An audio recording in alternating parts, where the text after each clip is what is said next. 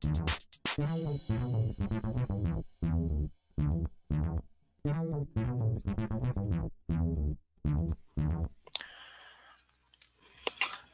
everybody. Welcome to This Week in Indies for March 28th, 2021. We've got a great show for you. I, however, have some sad news to start our show with this morning. A pillar of our community has passed away yesterday. He's a friend of a friend. And we, with heavy condolences, are, saying goodbye to Mr. Peter Angell, who was a part of a company called My Indie Productions with my friend Itai Guberman, who has been on our show before. They do a wonderful thing. They just started a podcast too, which was called The Best and Worst. It was ranking movies to one of the birthday boys out there today, Mr. Quentin Tarantino. But that was their first episode. So if you guys could go check them out at myindieproductions.com, go check out their podcast, Best and Worst. They're going to continue on in Peter's honor. But for today, we're going to say, rest in power, Mr. Peter Angell. With that being said, we do have a really great show for you, and I promise you the rest of it will be upbeat. Well, maybe not so upbeat, but we've got some good stuff for you today, and so I just wanted to start off with that. And right now, we're going to go into a filmmaker's tip from Jin Okubo, who's going to tell you about how he does his reviews and give you some insight into what I think there's a lot of really great stuff in talking about reviewing. So we'll do that, and then we'll come back with the roundtable and be back with that and the Indie Connection as we begin our show. Hello, everyone. My name is Jin Okubo. I do GoIndieNow International, getting artists from around the world in. Thank you for coming in for this tip about how we do film reviews, or how I do them, and what I've learned throughout the years.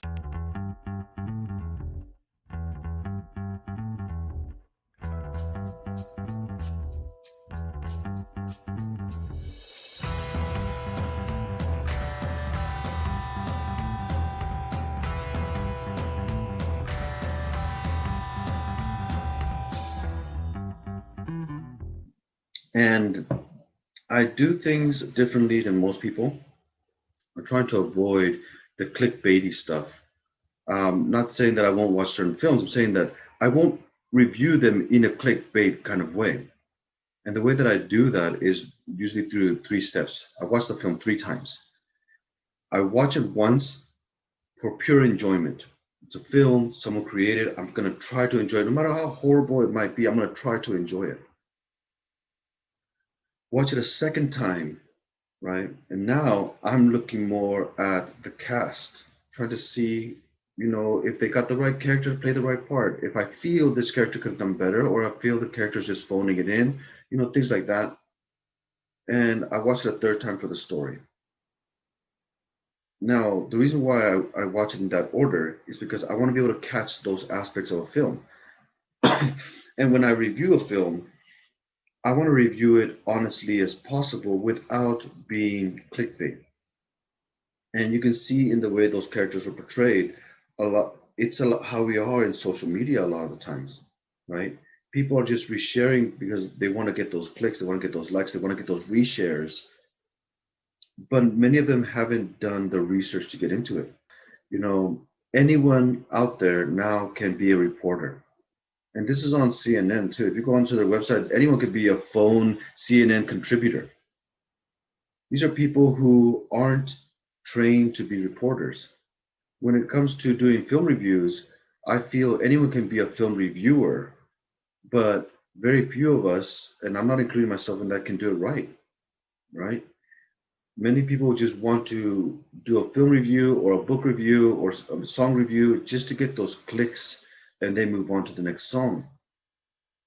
That's where a lot of this reactionary YouTube came about, right? But if you're going to take a film to task, if you're going to really review its core story, you have to review it for what it's supposed to represent.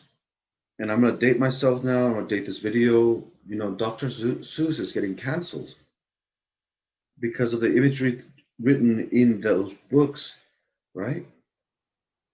But it's being taken out of the context of when they were created. But not just that, Dr. Seuss is more inclusive than anything else I've ever read, right?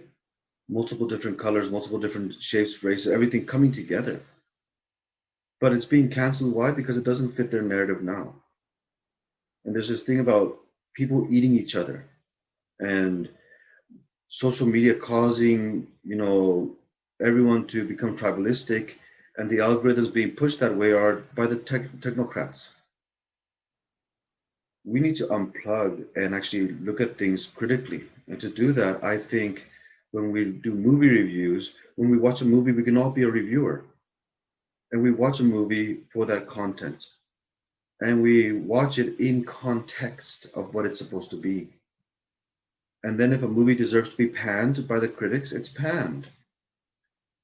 But I'll tell this right out, I will never review a film that pays me money to review it, right?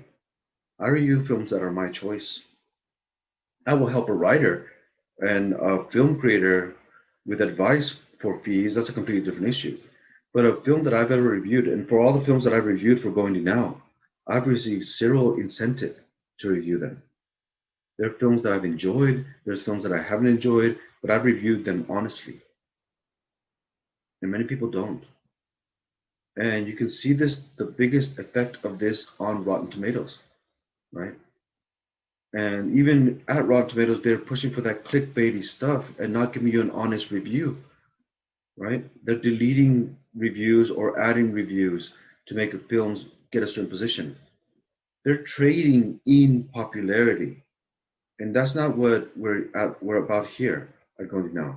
We're about integrity and quality. At least that's what I'm standing for, is integrity, quality, and you know, the actual purpose of GoIndieNow, in my opinion, is to help indie artists, indie individuals reach a wider audience for their craft and when they're pursuing their craft. So the best way I can help them is to give them an honest review of the film that they've done. And that's what you can do too.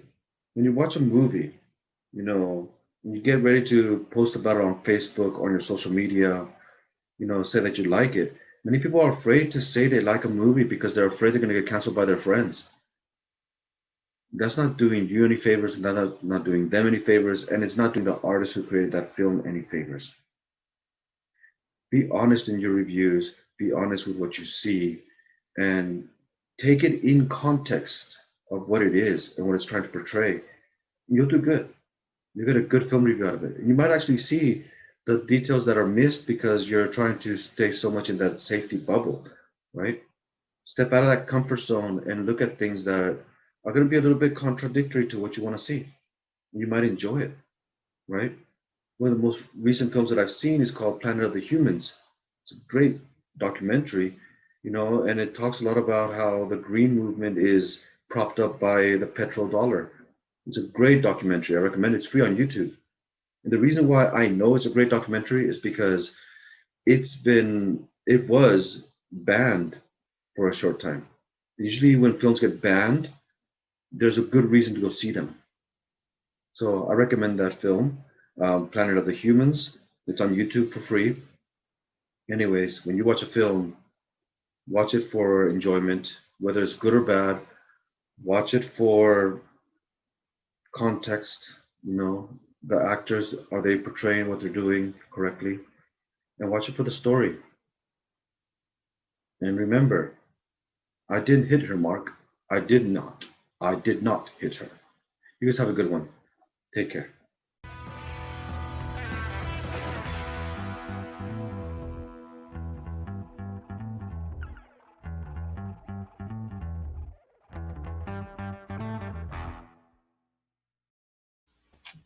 All right, and welcome everybody to GoIndieNow's roundtable discussion. I have an incredible group of people with me today. Got some people you know, some people you're going to be introduced to. I'm real excited about all of that and more. And so, that being said, as we always do customarily, to start us off before we get into any good conversation, we have everybody introduce themselves. So, Miss Nelson Hicks, why don't you start us off? Oh, you're muted. Why am I muted? You're good. Okay, I'm good now. Okay, you had me muted. Okay, I'm thinking. Okay, there he is. Back. Hi, I'm Nikki Nelson Hicks. I write a lot of different things. If you like pulp or horror noir stuff, I write that. I write some weird Western stuff, Problem at Gruff Springs. I write some monster stuff. I write some Sherlock Holmes. My latest thing out right now is Stone Baby, which is a collection of short horror stories. I've been writing for a while, and I'm really, really excited to be a part of this community. Nice. Welcome. Thank you so much. Okay. All right. I'll just go down the line here. So, Mr. Harby, why don't you start us off as well? Sure. My name is S.L. Harby. I just published my first book, Shadows of a Dream. It's a fantasy genre. What I like to term realistic fantasy, if that's a possibility. Mm-hmm.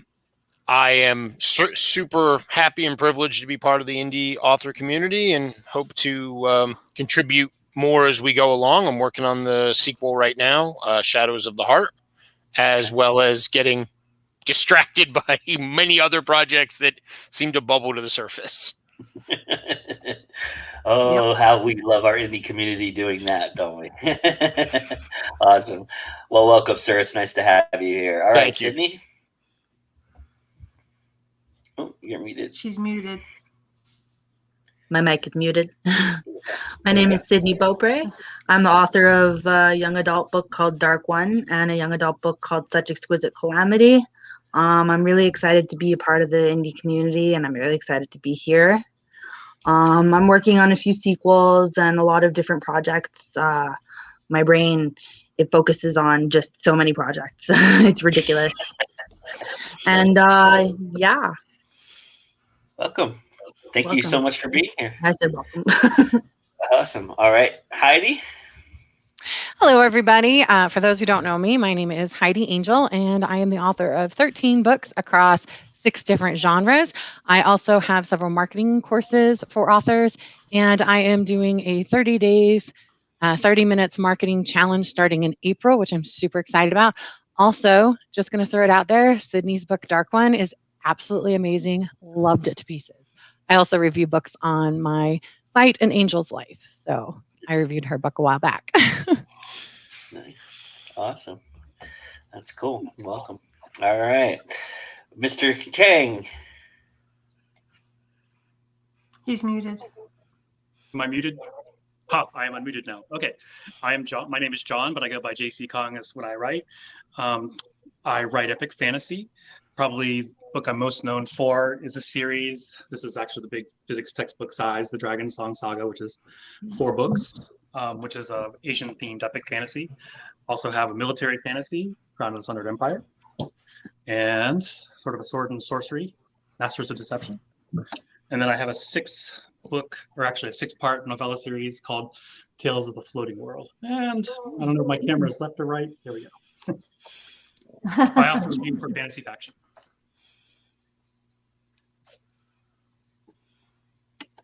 Joe, you're muted.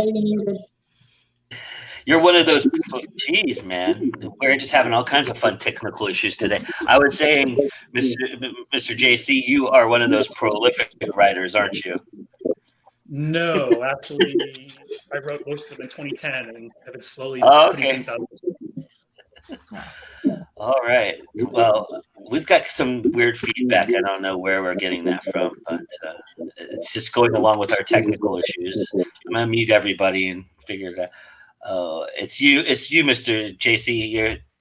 I think your phone is kind of giving us some feedback there. So how can I fix this? Do you have headphones or anything? That might fix it. I do not. But what I can do is I can re-log in through my laptop. Okay, yeah, that's fine if you want to try that. Okay, Or just mute when you're not talking. Yeah, Because we it just keep wasn't you doing muted, it too. when he was talking, when the rest of us were muted. So if he Yeah, just yeah. mutes when he's not talking, it should be fine. Yeah, there you go. We'll just keep you muted for the till you. We'll make sure raise your hands and swing around so that we know you want to talk. No problem. We'll get you in there. No worries. All right. Welcome everybody.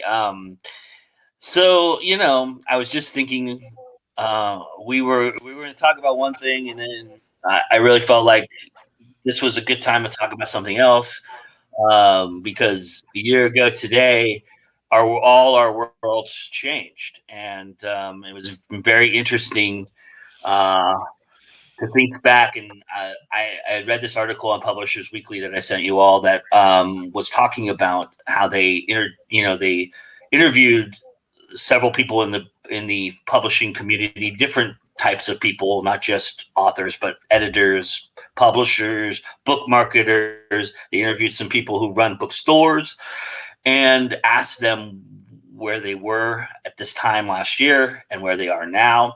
So I thought maybe we could do a little bit of something like that today and talk a little bit about that and talk about, how success is kind of redefined for us, and or has it, in that respect. So if you guys want to talk about this time last year right now, let us know where you were, what you were feeling, and how you looked at it at that time, and how that perception maybe has changed right now.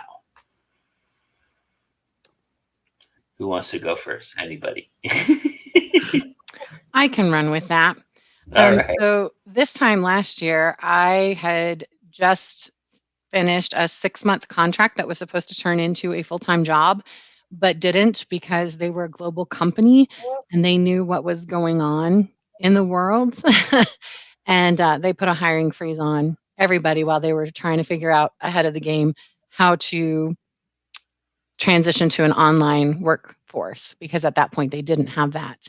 And I was frantically applying for work, trying to get something. I had walked away from the indie world about a year before because of drama that we don't need to talk about. But I had really been burnt out. My publisher went under. I wasn't going to republish my books. I was just done with the whole thing. And then when the pandemic hit, I decided that I needed to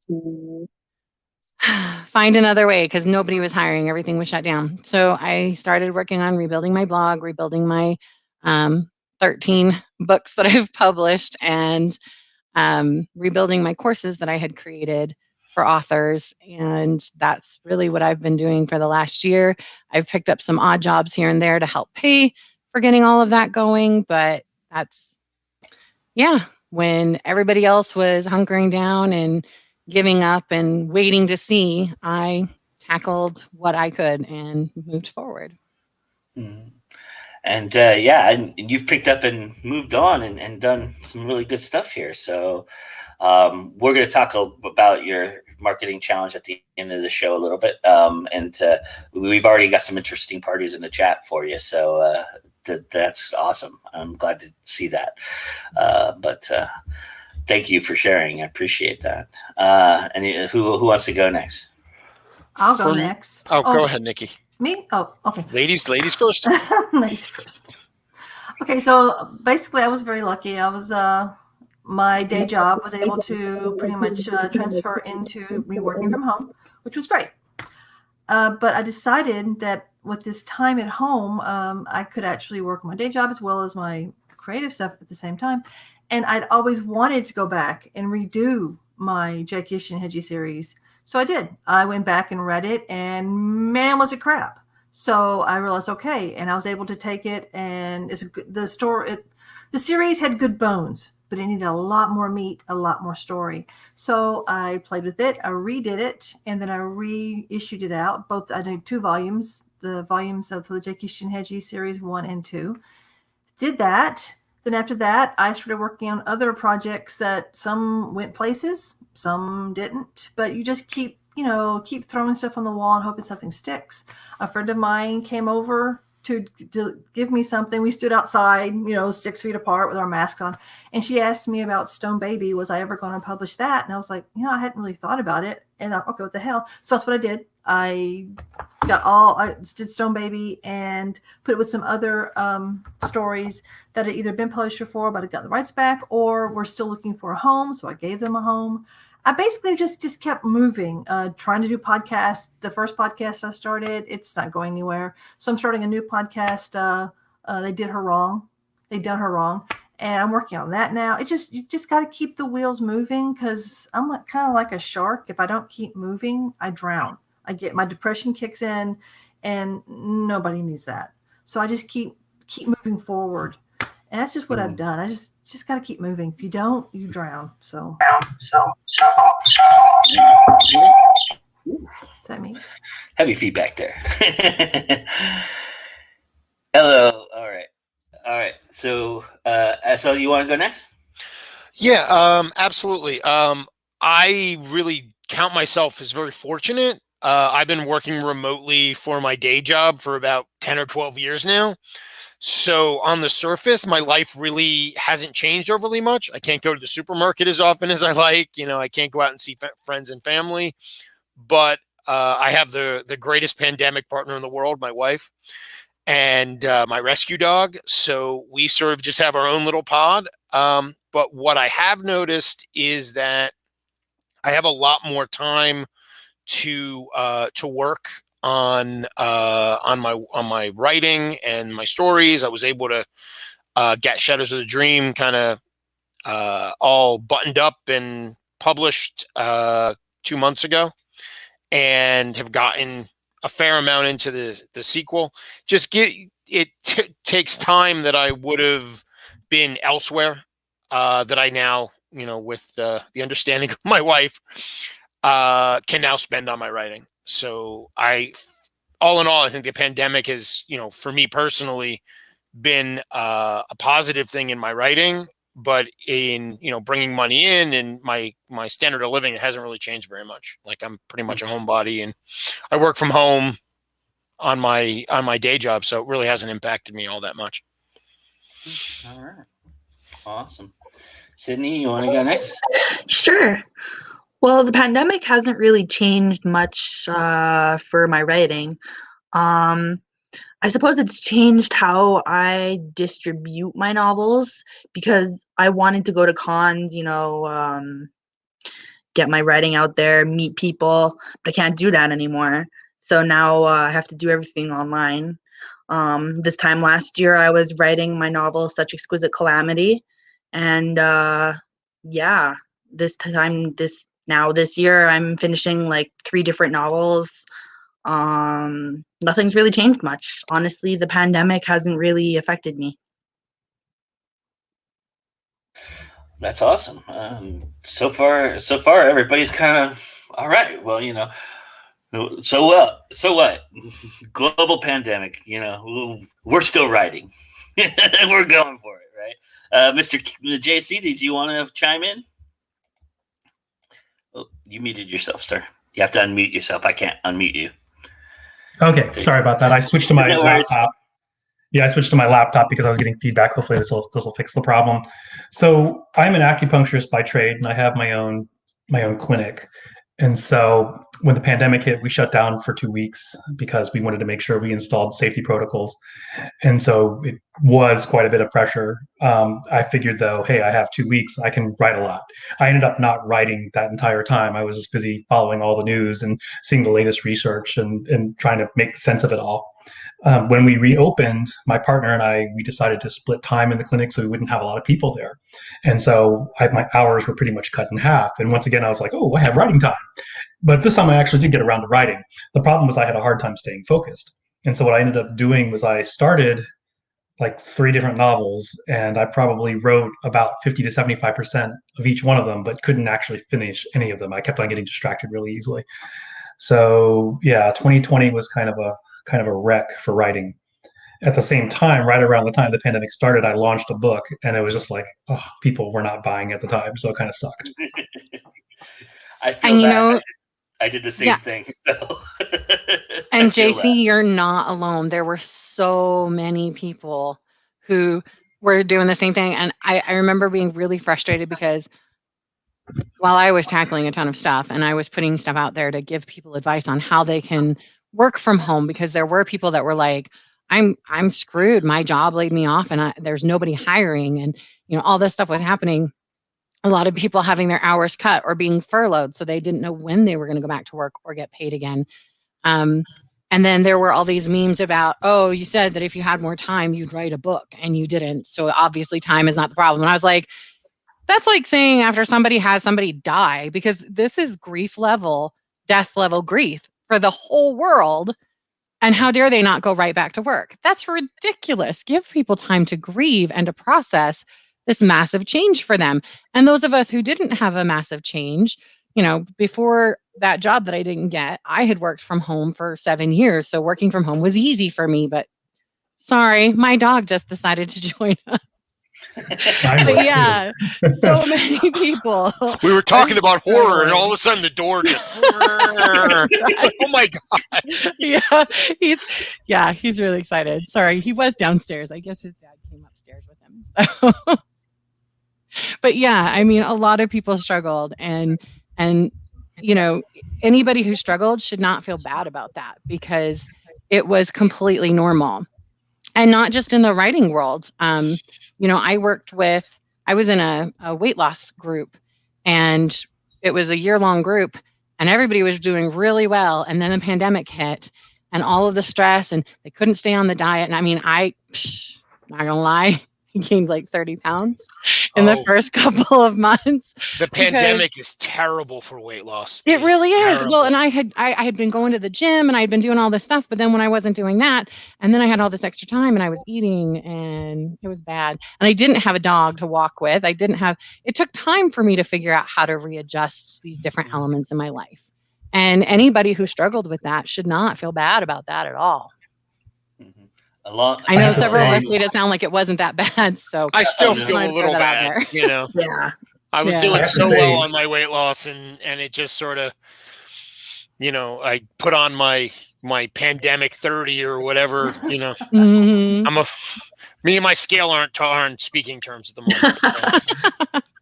I have to say that I, as a medical practitioner, I was able to get vaccinated, and that the second vaccine, I was running chills, fever, didn't eat, so I lost 4 pounds. So the COVID vaccine diet. I have mine scheduled for tomorrow, so like we'll see how that impacts my weight loss. Yeah, I was sick for about 2 weeks, and I lost like 20 pounds during that time. So that helped me out. But you know, I wouldn't recommend it. It was not fun. Not a great diet. You know, along the lines of you know, getting back to things and having time to process. I actually have somebody who's frequent in our show before, and somebody who's good to talk to about stuff going on, because she's always active, and that's Deborah Parmalee, and she's a prolific author who is out there now, and she's done a couple events. And so I asked her yesterday about that, and she told me that while the crowds were a little bit scattered and not as fruitful as they've been, they have actually seen like every time she goes, she sees a little bit more uptick, and so people are getting back to used to going back out, even if they're wearing masks and social distancing, and they're creating, you know, just spaces where people can feel safer, and they're not allowing a full capacity. They're allowing people to filter in as time, you know, as it goes on. And all those things seem to be very, very encouraging, because it seems like more and more as these things go along, and organizers are starting to feel like they can get back to this idea. I talked to a lot of them about a month ago, and none of them were optimistic. They were all very cautious and very, trepidatious about whether or not most of them were thinking that they've pushed most of their events to the fall. Mm-hmm. So come October, we're going to see a slew of events. I mean, if you can't get on something from October to December, you're doing something wrong, because there will be an event in your town, I guarantee you, every weekend from October to December. It just sounds like that's what's going to happen. I'm already booked all the way through October. Wow. So things are, and those are things that are coming up, that's still 5 months away. So, I mean, everybody is starting to get that feeling back. And I'm just curious, is everybody kind of excited about that? Do you feel a little bit better than you did maybe 2 months ago? Are you feeling like this is encouraging to hear, or are you guys all just staying, cautiously optimistic, I'm cautiously optimistic. I am. Yeah, I me too. mean, I'm hoping things get better, but I probably won't do anything till 2022.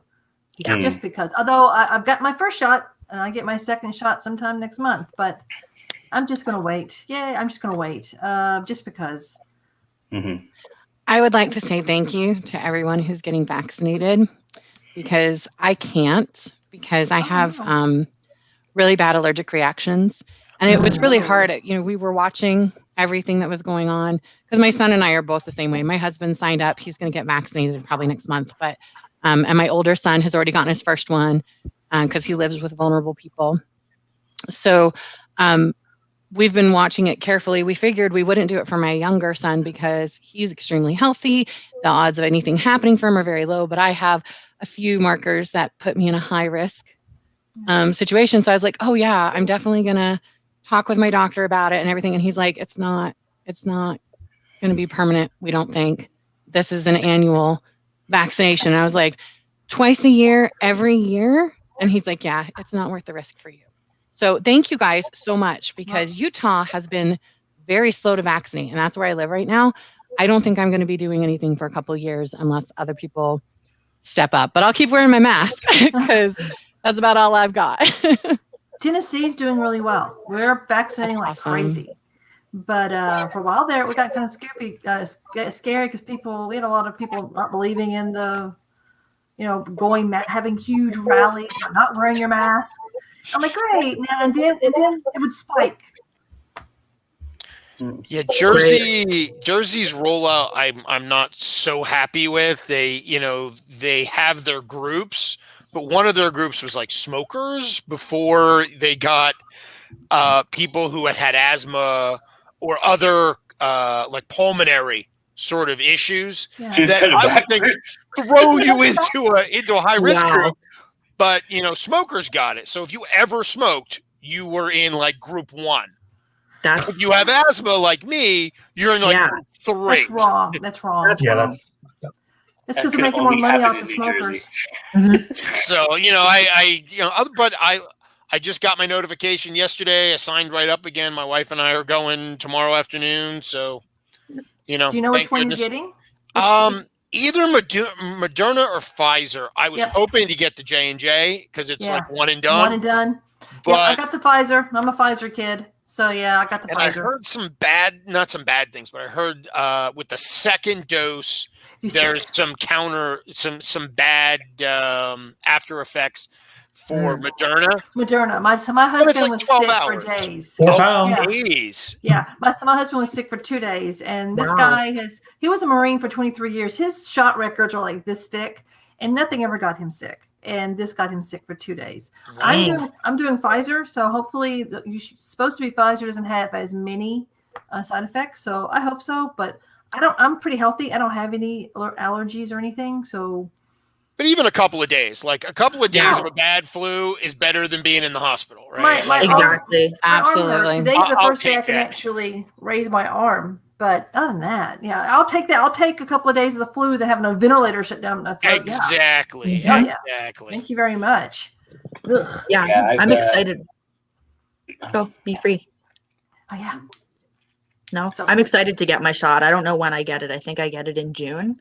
I'm immune compromised, and in Quebec right now they're vaccinating all of the old people. And I don't know when the immune compromised people are getting vaccinated, but I think it's next month. So I'm excited about I that. hope so. Yeah, you Well, guys good will luck be to you. high on the list. Yeah. Yeah, but no. As a Marine myself, yes, I've had probably 100 shots in my life. Yeah. So. His shot record was this thick. He's had all the shots. You name it, he's been shot for it. Mm. His blood is probably toxic to every. That's why mosquitoes don't touch him. Mosquitoes eat me up. Mosquitoes don't eat because his blood is toxic. Yeah, that was a big bone of contention with my ex-wife too. Was that, how come you can sit in a den of mosquitoes and we just get eaten? I don't know. It's because of the Marines, man. The Marines are basically they made you toxic. So. Anyway, yeah, husband I mean, in the shot. Great Partner in news. the shot. So is anybody else? Is anybody planning on? So it sounds like you all are waiting for next year. So is that? Or if something comes up though, would you be open to it if I it would worked out? I'm submitting books to Southern Festival of Books every year. I do it. I submit books so that I can possibly get on their panels. So far, I've not ever gotten it because again, being indie and being a genre writer, they prefer all the literary stuff. And when you write, about monsters and zombie chickens, they don't seem to quite think you're quite that literary. Oh. I think zombie chickens know. are Zombie amazing. chickens are That cool. would be Exactly. awesome. Right. Mongolian death worms. What's not to love? That's so cool. So, yep. As a I Check guess out Rumble. Ooh, I will. the little kid of this panel, right? Like one book, only been published for a couple of months. As long as I thought it was fairly safe, I would jump at a con, right? Like even if it, as Nikki was saying earlier, that sometimes you just break even just for the exposure and to say that I've done it, right? And you meet people. That's where you make your connections. If it wasn't for going to a con, I never would have gotten the Jay Kishinheji stuff up. So also Rumble. I went to a con, met a guy. He challenged me, hey, will you write this particular idea? And I said, yeah, sure. And I wrote it. That's how so far it's been just meeting people at cons and saying, would you write a story about Mongolian death worms versus cannibalistic mole people? Okay, sure. So I did. And it's fun. It's a lot of fun to meet other writers. I was going to say that I have a table, I think, at Gen Con, which is one of the biggest fantasy That's conferences. big. I had one 2 years ago. Yeah, I had one 2 years ago, and then I got one for last year, and of course they canceled it, and I think it carries over to this year. I'd actually prefer not to go this year, but if it's basically Gen Con, you can sell a lot of books. So I don't want to lose the place. As horrible as it sounds, like as an 80s gamer kid, right? Like I would kill a whole bunch of people just to go to Gen Con. Right? Like Gen Con is like the mecca for the 80s D&D kid in me. This guy's going to I'm gonna see you there. I'm gonna see you there, and I'm gonna always wonder. You should. Who he killed. My stuff can be a little dark, so We should always worry. You should always worry how many people have on my crawl space. You don't know. You never know. You don't know. Okay, so in terms of cons, do you feel safer for a smaller one or a bigger one? Smaller one. Smaller. Honestly, I'm loving virtual cons right now. Yeah. And I would love to see more cons continue with the virtual aspects to broaden. I mean, I love the idea of having them, have the live con too, but have the virtual con for those who can't travel or who can't afford to travel and still want to be able to do these fun events and meet these cool people and watch panels live and, Exactly. What Heidi said, because what Heidi said, I mean, there's another con, Fantasy Con, Quarren Con, which is all online. It started last year. And I'm going to be moderating 2 panels this year. And I have people from, one of my panels has people from all over the country. And once again, it's something that's very easy for them to log into. And another one of my panels, I have them from all over the world. And so once again, they don't have to fly to some location, but we can all connect. Yes. So I'm really happy about all the virtual cons. And if the pandemic has taught us anything, doing business day to day, with Zoom meetings and so on and so forth. These things can be done, and even if you can't participate, like someone said, record it and post it out on the site, so at least people can sort of participate. They can they can view the panels and feel like they're there. Yeah. Well, I've got good news for all of you who are fans of virtual cons, but I was gonna say too, to JC's point about being around the world and everything like that. So, the only deterrent of the around the world aspect of it is where I live in the Pacific Coast, and so if I'm doing a panel with a bunch of Germans or Russians or Japanese folks, I'm up at 4 or 5 in the morning to do the panel. Like talking about off air, I did a panel at 6 a.m. But hey, I'm up anyway, so it doesn't matter. But, and you were sober, so yay! Yeah, and I was barely awake too, but that's all right. God. No worries. I think I did all right. But so in talking to organizers earlier, like I mentioned, all of them, it was almost unanimous, are incorporating some kind of virtual element, and they all feel like that was maybe other than San Diego, everybody felt like they had an incredible success with that idea, and it just seemed like they feel like that's an opportunity that they've always been missing, and there was a lot of talk about that, and a lot of them were very candid with me about the idea that they're looking at a monetization model for this idea, but what they're trying to do is be fair about it. So a lot of them are trying to figure out a way in which it can be done and still make a little bit of money doing it, but not kill people to do it, like not charge them like San Diego did $500 a panel, or $100 a panel.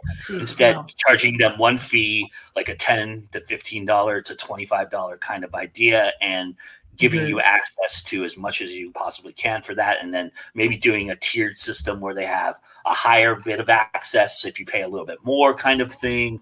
Yeah, like a VIP. Just like they do with live cons, but you're not limited to the space, and you don't have to worry about fire codes, so you can have as many people as you want, and put that where it's price worthy. People will go. It took me years to be able to afford to go to big cons. And why are you limiting a huge swath of the population, especially in the middle of a pandemic when a lot of people are at least financially less easy to also the travel spend. the travel aspect is not going to change all that much for the next year. It's going to get better and better every time, but it's not. You're going to see distancing, because they can't. Social distancing on a plane is a little harder. That's hard. Anywhere. So I think they're going to keep cautious optimism. They all want to pack those planes, don't get me wrong, and they'll probably do it at the first instinct that they can get, because they're greedy. But and I understand, but I get it. Well, and I think that's why nobody was telling us to start that the shots weren't going to be forever, that they were just annual like the flu, because there was this hope of seeing things go back to normal as more and more people got vaccinated.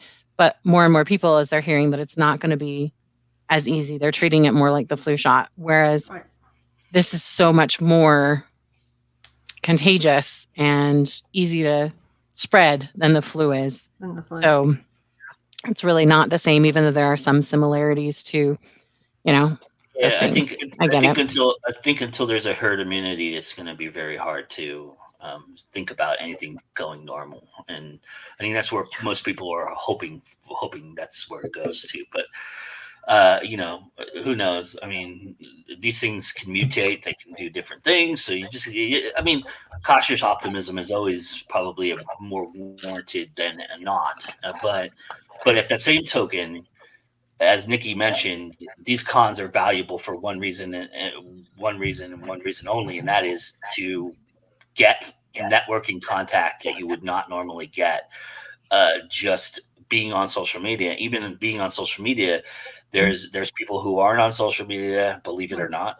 There are people who have different things that they do on social media, so they're not as they're not as social. I mean, there's all kinds of elements that you run into. There's also at these cons what people don't understand and what people tend to not understand a lot, especially if you're a young author, is that the opportunity every time you're meeting somebody like a job interview. Somebody's there to buy something or to work with somebody that they've never worked with before.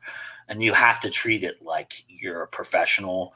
You're going into this like, I'm going to give out 150,000 business cards this weekend. That's my goal, right? And doing that, obviously selling books is an important aspect of it as well. But it is also when after the fact, if you're especially going to like a social con, like a Dragon Con or Gen Con, there is a social element to it that is very, very important. And so I think that is something to consider if you're going to a con. And it's interesting, everybody says smaller con. I actually believe it's the opposite. I think you should go to larger cons, and I'll tell you why. Because larger cons are going to be a lot more cautious about how they treat the idea of the con. They're going to be doing a lot more sanitary things. They're going to have a lot more regulations. They're going to have a lot more things that they're going to monitor. They're going to also monitor, people coming in and out of the door. They're going to limit things. Whereas a smaller con who needs to make money, needs to have this happen, may be a little bit looser with the things that they talk about. I can see what you mean. The larger cons have the money in which to provide the safety that a smaller con. Yeah, I see what you mean. I'm just thinking about smaller cons being smaller people. Yeah, less people. Me too. A larger con would probably be much safer. That's true. Con. Yeah, and they'll still do their practicing of social distancing. So even though there'll be a lot more people than the smaller cons, there won't be as many as there've been in the past because they have to limit the number of people in each facility. Yeah. You're right. So looking at it now, where you're at right now, right at this moment, what would you say will define success for you right now? What is something you're thinking about when it comes to being successful? For me, just finishing publishing all of my stuff and getting it out there again and running the challenges that I've been doing successfully. That's my big focus, is getting stuff done and then worrying about the results after. Nice. That's exactly it. I mean, I may be too much of a romantic, and I probably will never have a bucket to piss in, but that's fine. My basic idea of success is if I can finish the story and if I can get it out there. And for me, success is when someone contacts me to say that this story helped them in some way. It alleviated a dark time. Or I have one person contacted me to say that she's a counselor at a school, and she had a young teenage boy who was having a lot of problems in school. He happened to see my Sherlock Holmes book on her bookshelf, and he asked to read it, and he did, and it really sparked the love to read. He wanted to read more just because my Sherlock Holmes book was easy and accessible. That's good for me. I mean, I've done something good, not just wrote a story, but maybe even impacted someone. That to me is success. If my stories get out there and do good. Nice. I would absolutely love to at least make back the money I spent to get it published, but I don't know that I would do that, so I'm not going to hinge my success on that. I feel successful when someone reads it and says, "Hey, when are you going to come out with the sequel? Nice. Hey, are you going to, you planning on putting some more out? I want to read more." That makes me feel good and makes me feel successful that someone read it and enjoyed it. As somebody who's gone to a con with just one book, Sean, just to let you know, that is a myth. Do not listen to anybody who tells you you can't be successful with one book. That's bullshit. Because I've been successful at cons and at tables, and I've made money with one book. And I will tell you that you will get annoyed by that question more than you will enjoy it. So this is the only book. When's the next one coming out? Because they're gauging what they can spend at these things. So they're thinking, if you're going to be back here next year with another book, I'm going to wait till next year and buy both books at the same time. Oh, I never thought of it that way. Oh, I lie. Tell them, oh, it'll be out next month or whatever. Lie. I tell them it's a one-off. But I feel like, when you have, I've experienced this at cons, if you have too many books out, it causes, what's it called? I forgot what it's called.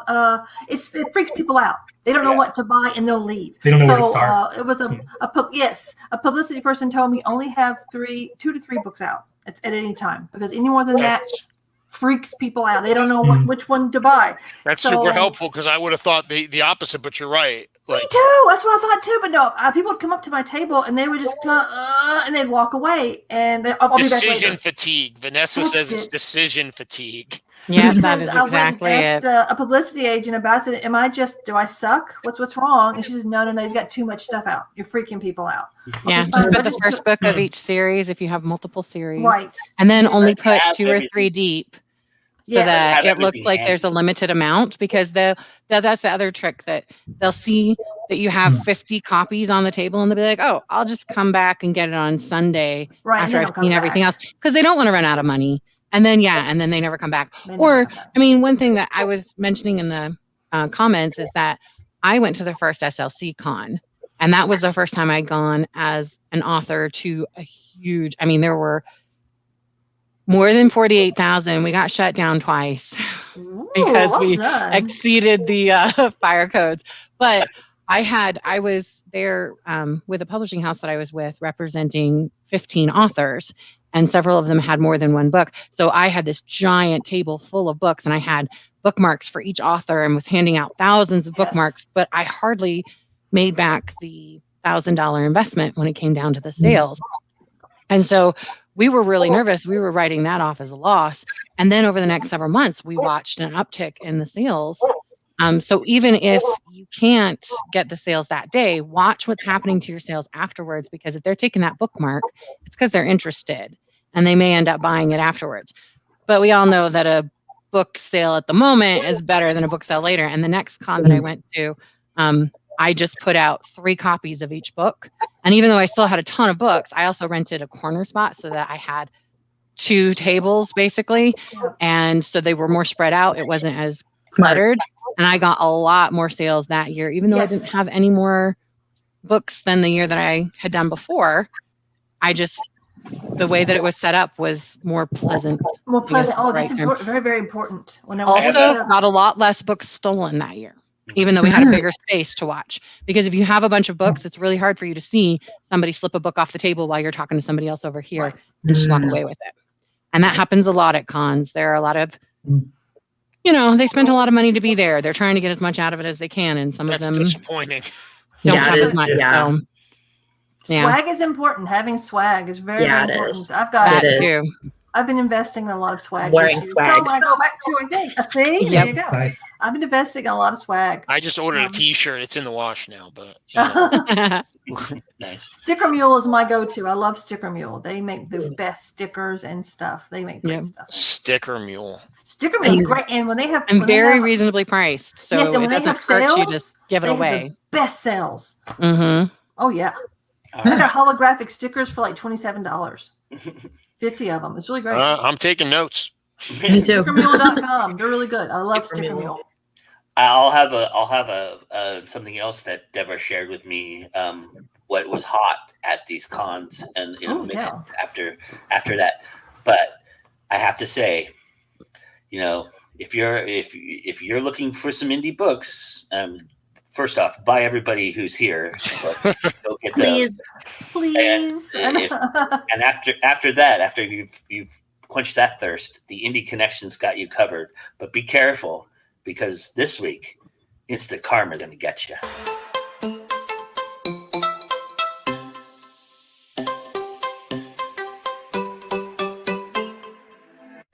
Hey guys, Sierra Kinnan here from Fiction Atlas Press, bringing you another Indie Connection.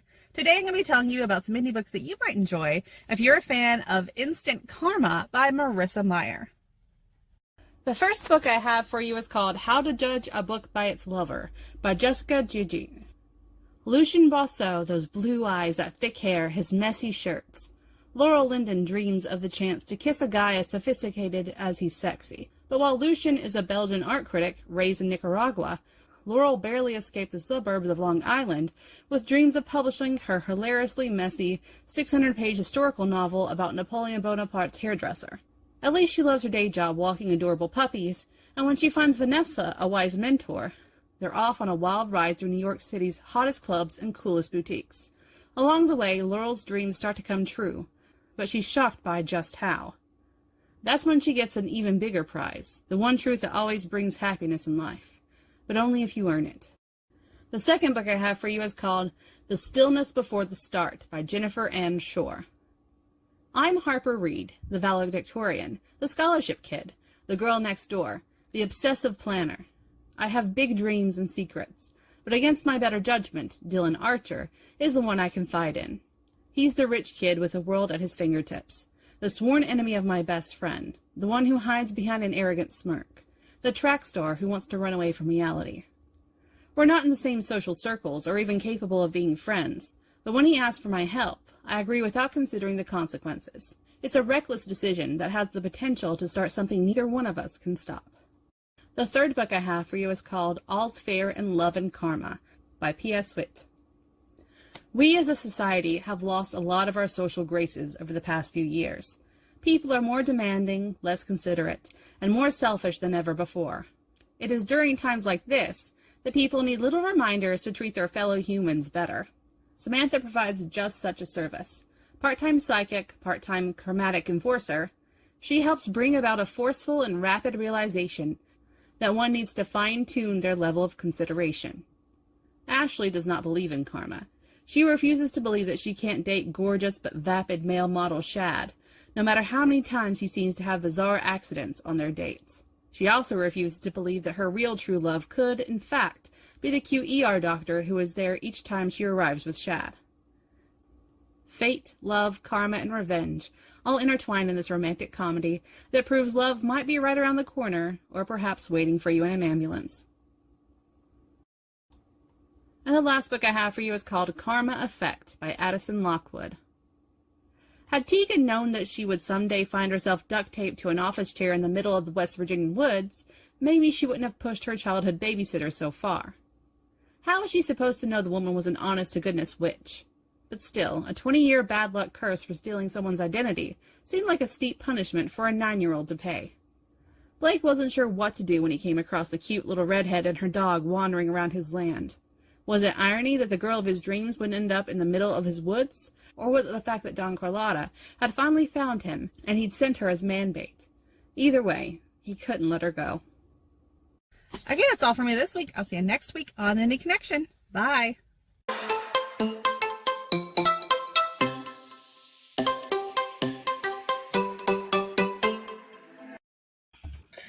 All right, welcome back, everybody. So That was an awesome blurb. That last one. That was. Oh, Yeah, without a doubt. Mhm. which one? All which of one them was were the awesome, to be fair. The last one? the blurb was awesome. I want to Yeah, read it. And it's not my favorite genre. Yeah. Yeah, Heidi always finds great stuff to present. Or Heidi, Courtney always finds. See, I got you on my brain, Heidi. Oh, I feel so special. Aw. I am honored to be compared to Courtney because she's amazing. I love her. Yeah, Courtney's awesome. So we've got some comments here, some snarky ones as usual from Mr. Regine. He says, "I don't want to subscribe to Primo. I want to go IndieNow." Yes, sir, we do as well. And Vanessa says, "Ooh, the marketing challenge might be a great opportunity for me to get back into pimping my books after a rough year." Yeah. And Anita says the tech gremlins are playing a visit with us today. Yeah, we've had some issues today. That's all right though. Sorry. It happens.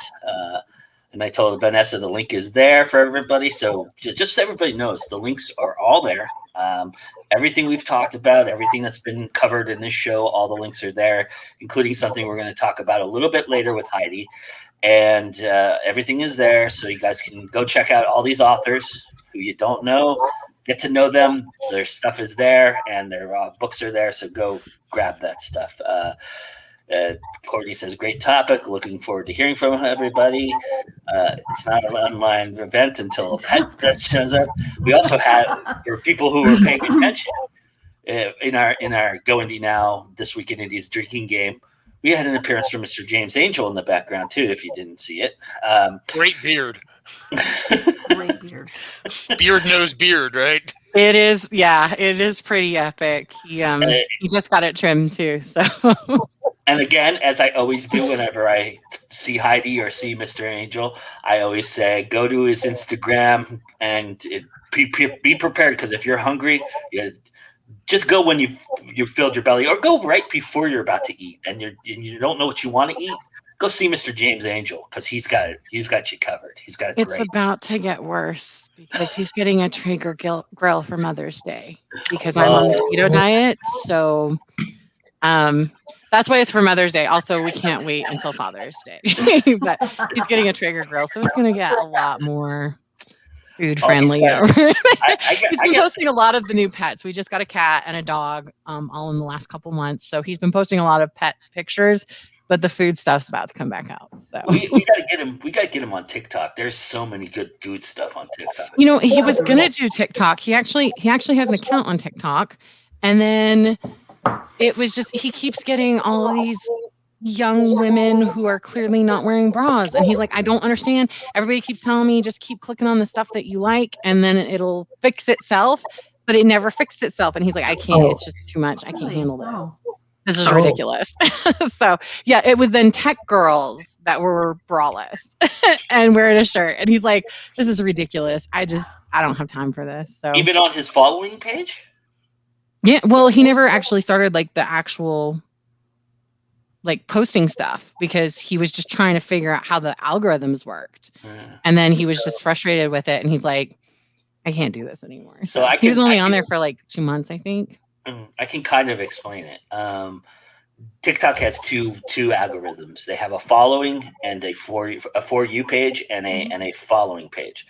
So the following is just like everybody. That's like they'll if you just people randomly put like hashtags in there like that don't make any sense to whatever their video is. Like a lot of those braless women probably put like, March Madness. Tech hashtags, yeah. Right. Like which, has nothing to do with March Madness. But if you're looking for basketball videos, guess what? You're going to find a lot of topless women. And so they do that. But if you like something, if you hit the heart or you follow somebody, they go to your For You page or your following page. Sorry, For You is the one that has everybody. The following page is the one that specifically is only the people that you liked. So if you put a heart on something, that person's all their videos will come up on that page, by the way. So if once you hit that button, you'll have videos for 14 years on there from there. But they will all be there, and that's where you get that's how they work their kind of algorithm that way. But I'll have to let him know because he's been doing a lot with Reddit videos because he hates YouTube, and don't we all at times? Yeah. But yeah, and then he's been doing a little bit with the Instagram stories, but he's been trying to do Giphy cats of our cat because our cat is hysterical. So he's been posting those on Reddit. So Margaret brought up a good point here is questioning success. I'll never be sure whether this was time off or a pandemic byproduct. And she says that the second arrow, as they say in Buddhism, the first is pain, the second is pain. Causing ourselves a lot of shame. Vanessa chimed in on second arrow. Yes, I'm trying hard to choose reactions that benefit me rather than make me feel bad about myself. That's awesome. Yes, exactly. Vanessa says 2 cons she's running at the same time. That sucks because I know Vanessa's really prolific about those. She's really good at cons, and she's that's something she's been looking forward to, and as well as Courtney has. That's our friend CL Cannon from the Indie Connection. She says she wants to get back to the cons. Georgia's doing good. That's good to hear. Heidi, who is making a double appearance on our show, says she loves the energy of the con. Mom was sick. Moderna sucks, or Moderna is good. I don't know. Either way. Come to Multiverse, Vanessa says. Multiverse is going to be in Atlanta, Georgia in October. Everybody, they're going to do a live thing. So And Heidi gives some advice. The Heidi Angel in the YouTube comments gives some advice, and she says water and Tylenol. Cons are all about networking. Yeah, it's all about it. Virtual cons, especially great for those who can't travel because of health problems. So everybody's there. Continual is a great place to go. Yes, Mr. Jim Nettles has a great site there. Everybody go check that out, continual.com. They're doing some great stuff over there. Whether you go to smaller or larger cons depends on what your goals are. Doing a mix is a good idea. Also, at larger cons, it's going to be easier to get lost in a crowd of guests. People are usually there for big names, so it can be a big ego crash sometimes. Heidi already talked about her SL con, so I won't go through that. Put a QR code on your bookmarks that points to a sales page with your books on it. Oh, I need to do that. It's all a good idea. psychology. And exactly square card, Venmo, cash. Don't take checks. never take checks. No. Another thing, if you can bring like a big screen and play book trailers or other interesting stuff, it gets people to stop at your booth, even though there's a crowd, because they're watching the trailer. Right. And then you can also add square things to the trailer, and they can take a picture with their phone and access your stuff, even if they can't get to your booth. That's great. Especially good for the big ones. Yeah. I mean, if you have that big poster board thing too, you can also put a QR code on that, because that's a lot of people will take pictures with that. So if you have the big one that kind of spreads out, you've all seen them, the flags. If you do that, if you put a QR code, because everybody goes and takes pictures. If you dress up, Oh, yes. make sure you have your book, maybe have it backwards so you can have the little ISBN on the back. I don't know. Yeah. Little tricks and things like that. Mark Shaw's here, everybody. Hello, Mark. Hey, Mark. See you, my friend. And CL Cass says, "Oh, I love you back." Hey, how about me? I don't get any love. Aw, no love for the Dude, job. you get all the love. What are you talking about? One thing I wanted to mention before we go and we get into what Heidi's going to talk about, which I think is going to be really awesome and important to talk about here. I wanted to mention something that also Deborah mentioned to me. She was very adamant about wanting me to mention this today. And that is something that she's seeing, the big upswing in trends going right now for cons. If you're going to do a con, either virtually or in person, it is something that you might want to think about. And I know right now we're in the midst of Audible Gate, and I'm not going to say to everybody, go to ACX. I say go wide, go find Away Voices and Draft to Digital and do their thing. There's a lot of great coupons out there that can help you out with the cost of that. But audiobooks were the number one thing that people were asking for when they walked up to her table. She wanted me to mention that she said that people were looking at audiobooks, and that was the thing they were looking for the most.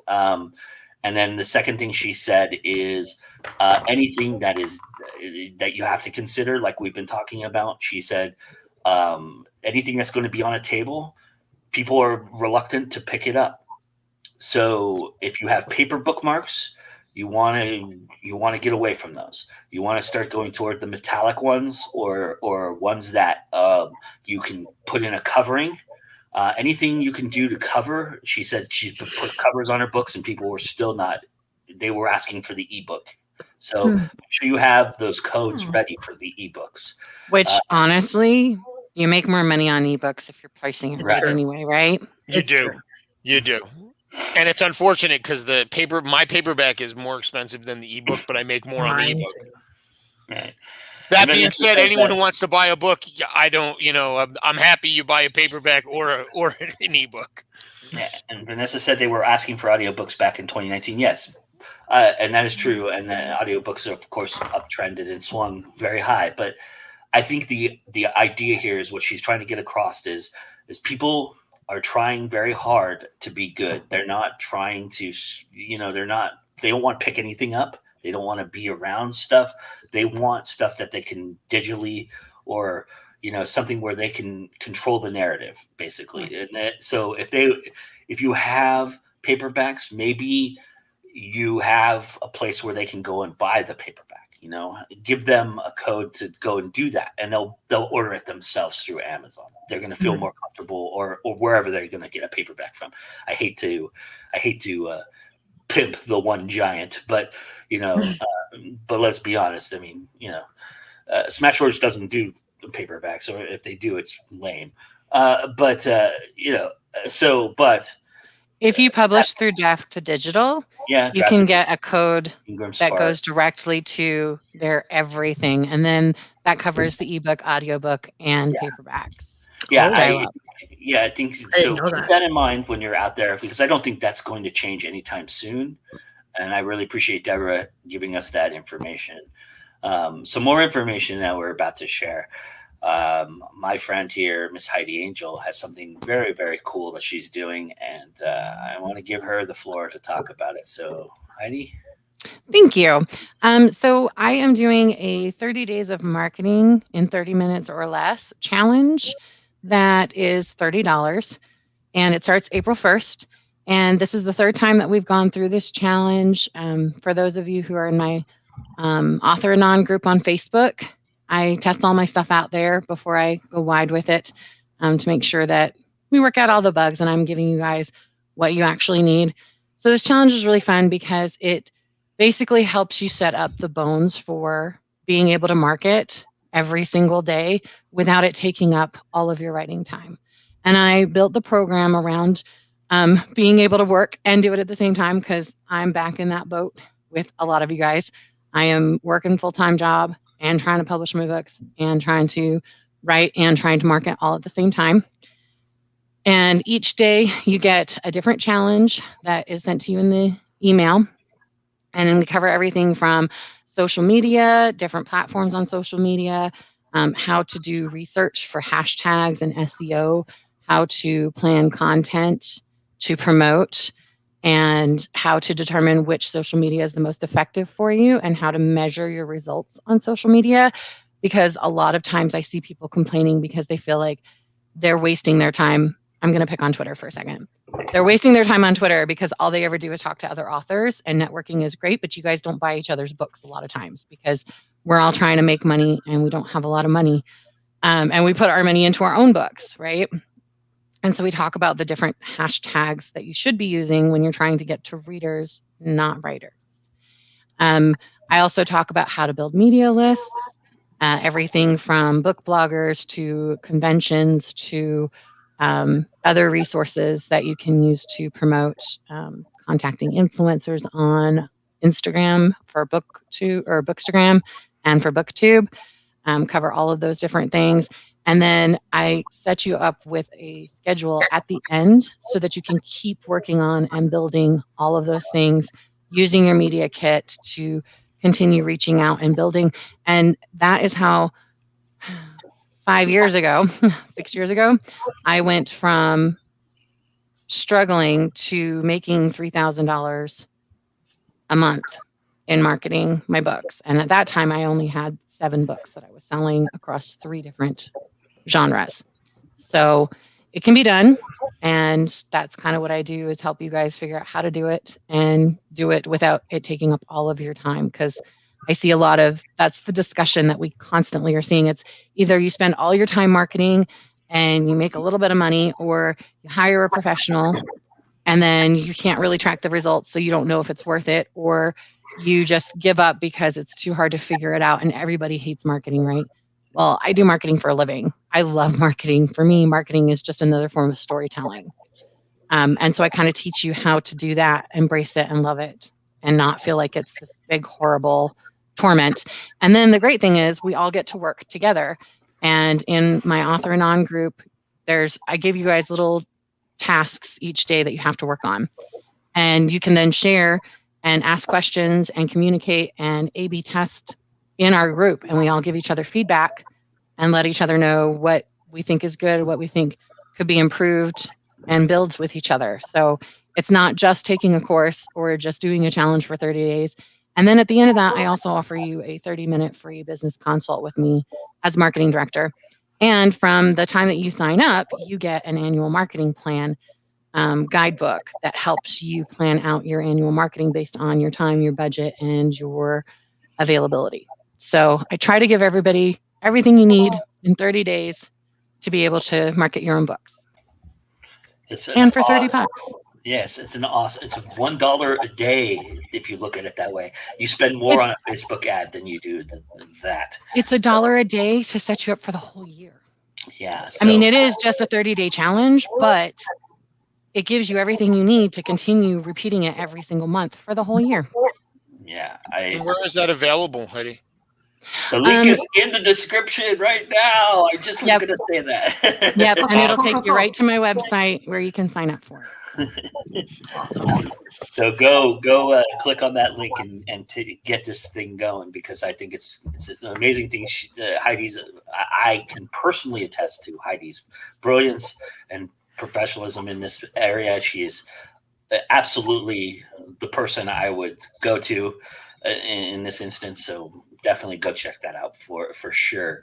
And while we're talking about checking people out, let's check out everybody that's here. Tell everybody where they can find you. Mr. Harby, tell everybody where they can find you. I have a website. It's www.readslharby. I'm trying to point to my thing here, slharby.com. It's got some short fiction, some book reviews, and some author interviews that I'm real proud of. You can get my book on Amazon, Shadows of a Dream. You can just look up SL Harby. I think I'm the only SL Harby there, I hope. I'm also on Facebook and Twitter, read SL Harby there as well. I love interaction. I love to talk to people about writing and about fantasy and 80s trivia and role-playing games. You name it. I love to chat with folk. I'll have to test your knowledge on 80s trivia some other time. All right, let's go with Mr. Kang. Tell everybody where they can find you, sir. You can do a search on JC Kong and you'll pretty much find me, I guess. Amazon, Twitter, Facebook. Awesome. All right. It's short and sweet. I love it. Thank you, sir. Thank you for being here. I really appreciate it. Sydney, tell everybody where you can find me on Amazon, Twitter, Facebook, Instagram, and TikTok. Nice, awesome. So all you have to do is Google me. Well, you can see right there, she's got her address there, but of course, again, I will mention that everybody's links are there, so you can go check them out. Nikki, why don't you tell everybody where they can find you? You can find all of my books at Amazon, of course. I have a website, nNHbooks.com. I am on Facebook, Twitter, Instagram. I even have started playing with TikTok. It's fun. It's a lot of fun. She's good on it, everybody. I'm trying. I follow you too. So, and I want to do more. I just haven't had the time. But other than that, I'm just, again, Google me. I am pretty much everywhere. So. She has one of my favorite TikToks of like the last 3 weeks where you're in your office and there's nobody in there. And that was the funniest thing I've seen. It is the creepiest. I have to go every once a week and it's always like that. Just me wandering around like a ghost. Creepy. It's great. It's awesome. All right, Heidi, tell everybody where they can find you. I am Heidi Angell with 2 L's because I'm not that kind of angel. And you can find me at HeidiAngell.com. And I'm like the only Heidi Angell on all the platforms. Well, I'm not the only one, but I'm the one that comes up first on Google because I love SEO. Well, especially with 2 L's. And you're at GoIndieNow. If you don't know where you are, that's where you are. And we really appreciate it. And while you're here, you might as well smash that like button. All right, do it because we love it. Share it. Smash it. Exactly. Share it, subscribe it. You know the whole drill. Do all those wonderful things for us. We really appreciate it. It really helps us out. It really helps us get seen. If you do all of those things, we're here every Sunday at noon Eastern doing the show. So come and hang out with us. You're always welcome because it is always time to go indie now. And with that, we say goodbye, everybody. Thank you so much.